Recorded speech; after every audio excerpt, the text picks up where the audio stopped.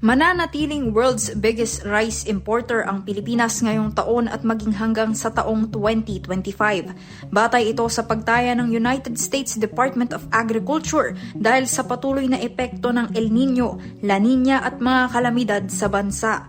Tinatayang mag-aangkat ng mahigit 4.1 million metric tons ng bigas ng bansa sa susunod na taon na mas mataas pa sa 3.9 million metric tons na pagtaya para sa taong 2024. Kaya naman lubos na sinuportahan ng maraming opisyal ng gobyerno at maging ng Department of Agriculture ang pagpapalawig ni Pangulong Bongbong Marcos sa reduced tariff rates para sa pag-angkat ng agri-products hanggang sa December 31, 2024. Ito ay naglalayong makontrol ang presyo ng mga produktong agrikultura at maibsan ang pag-akyat ng inflation sa pagpasok ng taon.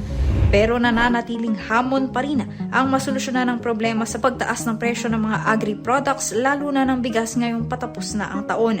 Bagamat nakaranas tayo ng oversupply sa mga highlands vegetables gaya ng repolyo noong Enero, kung saan itinatapon na lamang ng ilang magsasaka ang kanilang ani dahil sa sobrang bagsak presyo ng mga ito sa merkado. Ilang buwan lamang ay naminsala naman ang El Nino sa sektor ng agrikultura kung saan umabot sa mahigit 9.5 billion pesos ang halaga ng pinsala nito pagdating ng Mayo.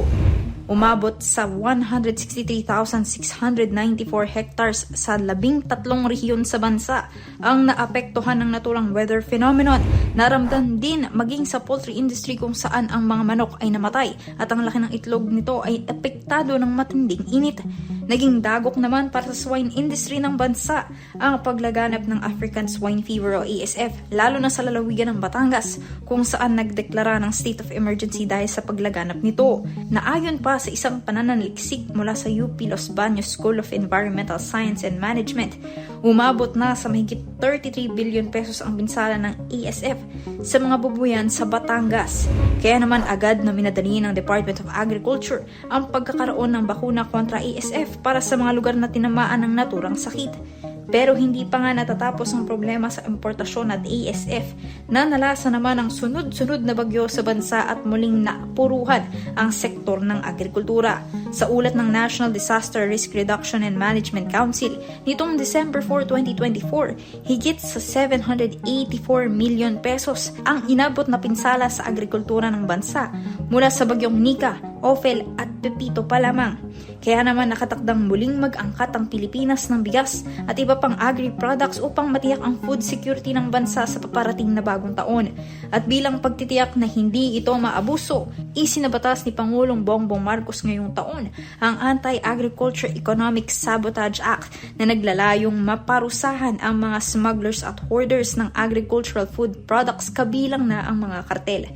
Na bukod sa pagbabayad ng multang doble ang halaga sa halaga ng produktong sangkot sa krimen, ay maaari ring masintensyahan ng panghabang buhay na pagkakakulong ang sino mang lalabag sa naturang batas.